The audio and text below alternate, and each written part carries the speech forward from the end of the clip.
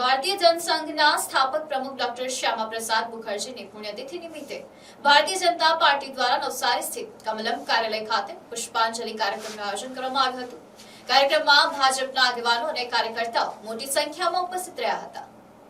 નવસારી સ્થિત કમલમ કાર્યાલય ખાતે પુષ્પાંજલિ કાર્યક્રમનું આયોજન કરવામાં આવ્યું હતું, જેમાં ઉપસ્થિત કાર્યકર્તાઓએ ડોક્ટર શ્યામા પ્રસાદ મુખર્જીના ચિત્ર પર પુષ્પાંજલિ અર્પણ કરી તેમને શ્રદ્ધાસુમન આપ્યા હતા।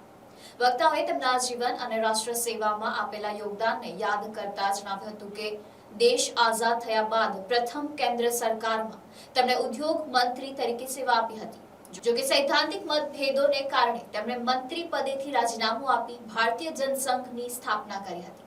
કાર્યક્રમ દરમિયાન જણાવાયું હતું કે ડોક્ટર શ્યામા પ્રસાદ મુખર્જી સાથે દીનદયાળ ઉપાધ્યાય જેવા વિચારોના પ્રણેતાઓ જોડાયા હતા અને ત્યારબાદ ભારતીય જનસંઘનો વિકાસ થઈ આજે ભારતીય જનતા પાર્ટી દેશની સૌથી મોટી રાજકીય શક્તિ તરીકે ઉભરી છે।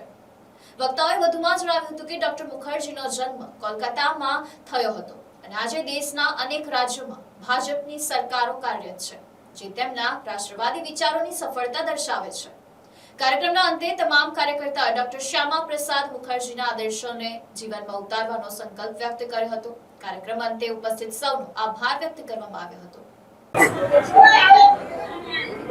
આજે ભારતીય જનસંઘના સ્થાપક પ્રમુખ ડૉક્ટર શ્યામા પ્રસાદ પ્રસાદની પુણ્યતિથિ, ત્યારે આજે ભારતીય જનતા પાર્ટી નવસારી કમલમ ખાતે એક પાર્ટી તરફથી પુષ્પાંજલિનો કાર્યક્રમ આપ્યો છે।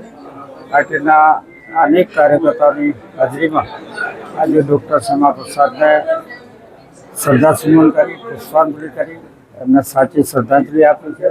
ડૉક્ટર શ્યામા પ્રસાદ મુખર્જી જ્યારે આપણો દેશ આઝાદ થયો તેમાં પ્રથમ સરકારમાં કોંગ્રેસની સરકાર, એની અંદર ભારે ઉદ્યોગ ખાતાના પ્રધાન હતા, પણ સૈદ્ધાંતિક મતભેદોના આધારે એમને વિચારોને વિપરીત સરકાર કામ કરી રહી છે એવું લાગતા એમને સરકારની માંથી પોતાનું પ્રધાનનું રાજીનામું આપ્યું।